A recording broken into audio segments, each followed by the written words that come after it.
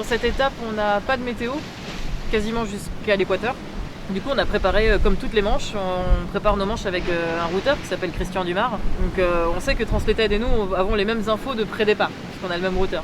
Et le but, c'était d'aller faire de l'Est le plus possible et le plus vite possible pour rester devant la bulle anticyclonique le plus longtemps possible. Et sauf que ça s'est pas passé exactement comme ça a priori, parce que nous on a fait de l'Est très très vite, mais vraiment très vite. On était sur du 995, 998 tout le temps, au près.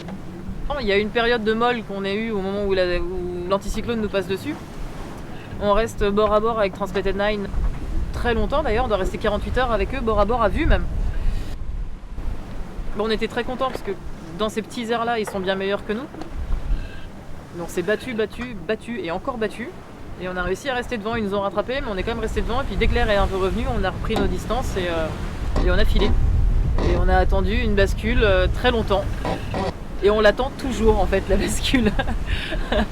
Et on n'a pas eu de BULU pendant quelques vacations. On avait une propagation qui était très mauvaise, donc on ne savait pas les autres conditions de vent des autres bateaux et on ne savait pas non plus où ils étaient. On était en avance par rapport aux autres, on n'a pas eu le même vent que les autres.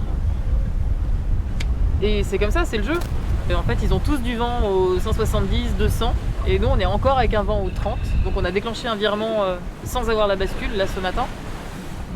Et ce vent au 30 va un jour... ou pas. On verra. Là, on a dû se réadapter parce que l'air est beaucoup plus chaud que dans le sud. Chaque voile a une plage d'utilisation particulière. Plus l'air est chaud, plus on peut augmenter la plage d'utilisation de ces voiles. Et en fait, avec nos voiles qui ont maintenant les 3/4 d'un tour du monde et l'air chaud, en fait, on découvre plein d'autres façons d'utiliser nos voiles et des combinaisons de voiles qu'on n'aurait pas forcément fait avant. Et un bateau qui marche, qu'on redécouvre encore, quoi. Et c'est très agréable. Alors maintenant, on va vite, mais il faudrait aller vite dans la bonne direction. Ça serait bien. On va quand même vers le nord maintenant. Maintenant, on va vers le nord, sauf qu'on va vers le nord-ouest et qu'on voudrait faire du nord-est. Donc on est pas exactement là où on voudrait être dans la flotte. Mais bon, c'est la fin de la première semaine de course, il en reste encore 4. Il y a encore plein de passages à niveau. Et on a bien vu sur les autres manches que être en tête, c'était pas forcément un facteur de victoire. Donc on a 5 semaines à faire. On a encore un passage d'équateur, un poteau noir, l'anticyclone des Açores qui a l'air énorme.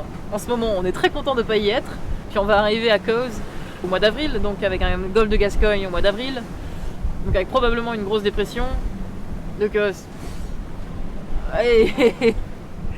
c'est à la fin de la foire que... Bref, on se comprend.